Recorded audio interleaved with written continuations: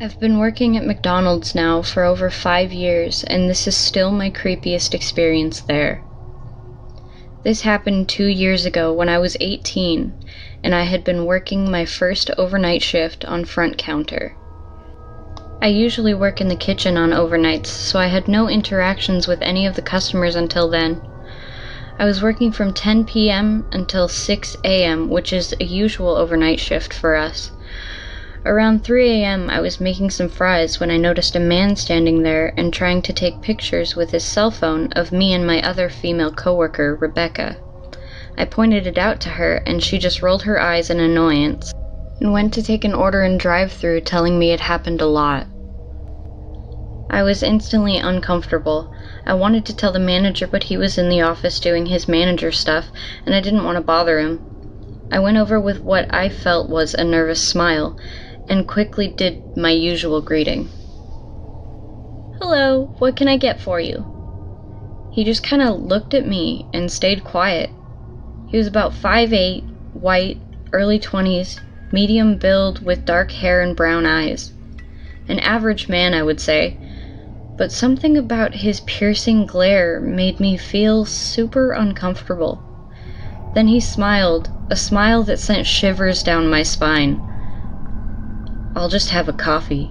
Black, sweetie," he said, and I could instantly smell alcohol on his breath.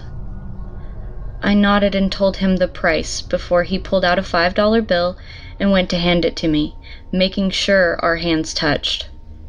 I avoided his gaze and went to hand back his change when he winked at me and went to go wait for his coffee. I went to go make it as fast as I could, but, just my luck, we were out of coffee on both the front counter and the drive-thru, as we don't sell much through the night.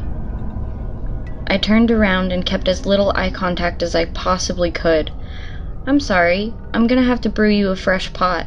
Should only take about 3 minutes." "Don't worry, I don't mind. I have quite the view while I wait," he replied, shooting me a wink. I just smiled awkwardly and looked away. I had to make sure I didn't fall behind on my shift, so I began to set up the muffins on the display so we had them all ready for breakfast, which starts at 4 a.m. in Canada. "So, Susan," I heard behind me, realizing it was the guy.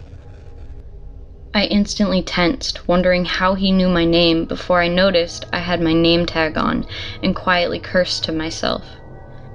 I turned around and looked at him, and he said, "What time are you stuck here until tonight, beautiful?"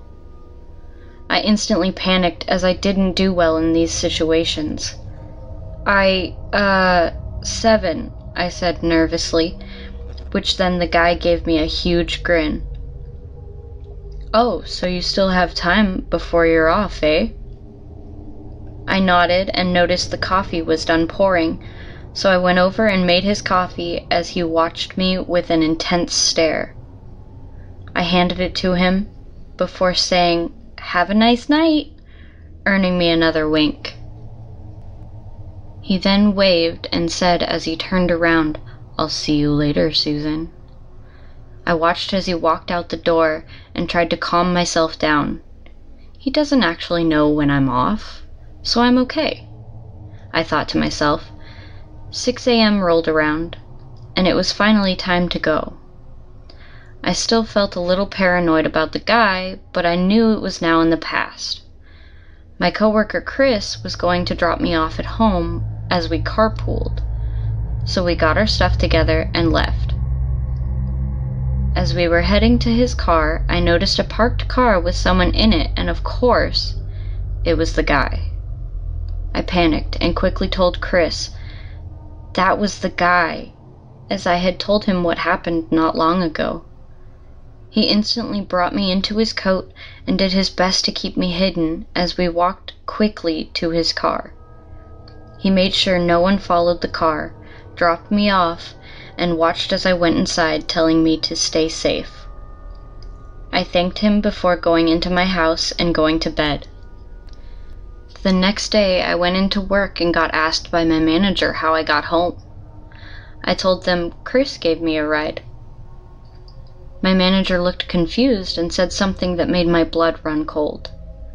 "Oh, that's strange, because some guy was here looking for you just before 7. He said he was here to pick you up." I thought before that the man's intentions weren't good. Just the way he looked at me and spoke to me, like I was prey. And this pretty much confirmed it. Since then, I have refused to work front counter overnight shift, and we no longer wear our name tags overnight.